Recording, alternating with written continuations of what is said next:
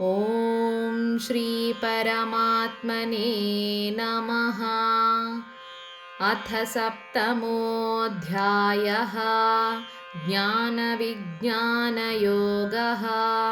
श्रीभगवानुवाच मय्यासक्तमनाः पार्थ योगं युञ्जन्मदाश्रयः असंशयं समग्रं मां यथा ज्ञास्यसि तच्छृणु।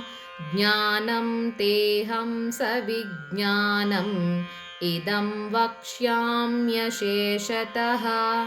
यज्ञात्वा नेह भूयोऽन्यत् ज्ञातव्यमवशिष्यते।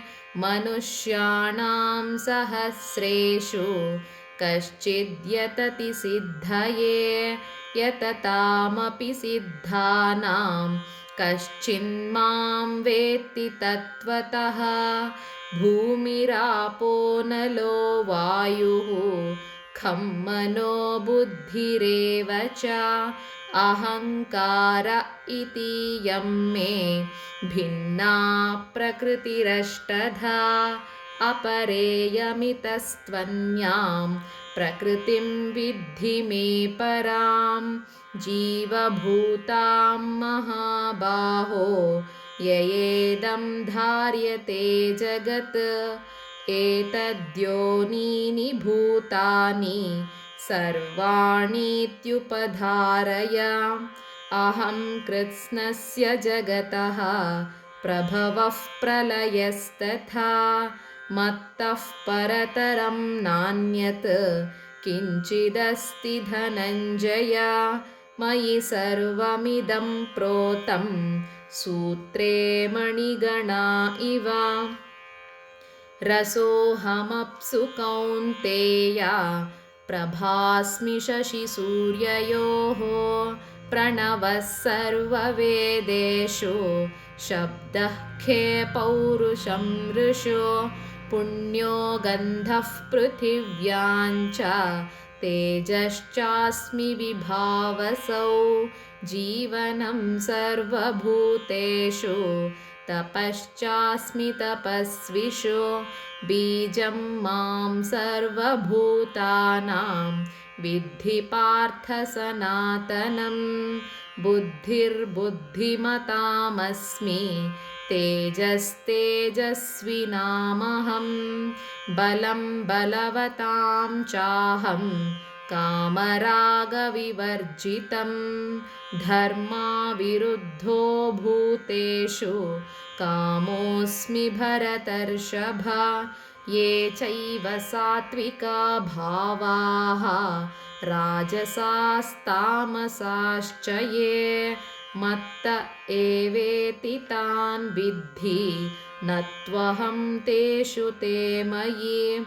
त्रिभिर्गुणमयैर्भावैः एभिः सर्वमिदं जगत् मोहितं नाभिजानाति मामेभ्यः परमव्ययम्। दैवी ह्येषा गुणमयी मम माया दुरत्यया। मामेव ये प्रपद्यन्ते मायामेतां तरन्ति ते। न मां दुष्कृतिनो मूढाः प्रपद्यन्ते नराधमाः। माययापहृतज्ञानाः आसुरं भावमाश्रिताः। चतुर्विधा भजन्ते मां जनाः सुकृतिनोऽर्जुन। आर्तो जिज्ञासुरर्थार्थी ज्ञानी च भरतर्षभ। तेषां ज्ञानी नित्ययुक्तः एकभक्तिर्विशिष्यते। प्रियो हि ज्ञानिनोत्यर्थम् अहं स च मम प्रियः। उदाराः सर्व एवैते ज्ञानी त्वात्मैव मे मतम्। आस्थितः स हि युक्तात्मा मामेवानुत्तमां गतिं बहूनां जन्मनामन्ते ज्ञानवान् मां प्रपद्यते वासुदेवः सर्वमिति समहात्मा सुदुर्लभः कामैस्तैस्तैर्हृतज्ञानाः प्रपद्यन्तेऽन्यदेवताः तं तं नियममास्थाय प्रकृत्या नियता स्वया यो यो यां यां तनुं भक्तः श्रद्धयार्चितुमिच्छति तस्य तस्याचलां श्रद्धां तामेव विदधाम्यहं सतया श्रद्धया युक्तः तस्याराधनमीहते लभते च ततः कामान् मयैव विहितान् हितान् अन्तवत्तु फलं तेषां तद्भवत्यल्पमेधसां देवान् देवयजो यान्ति मद्भक्ता यान्ति मामपि अव्यक्तं व्यक्तिमापन्नं मन्यन्ते मामबुद्धयः परं भावमजानन्तः ममाव्ययमनुत्तमम् नाहं प्रकाशः सर्वस्य योगमाया समावृतः मूढोऽयं नाभिजानाति लोको मामजमव्ययम्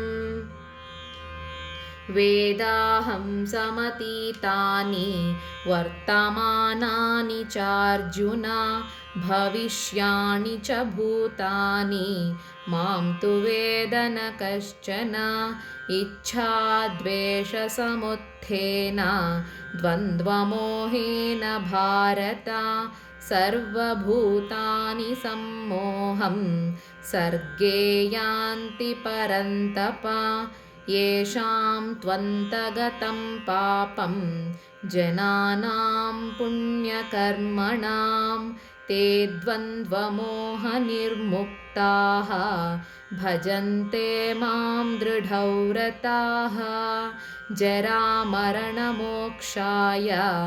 मामाश्रित्य यतन्ति ये ते ब्रह्म तद्विदुः कृत्स्नम् अध्यात्मं कर्म चाखिलं साधिभूताधिदैवं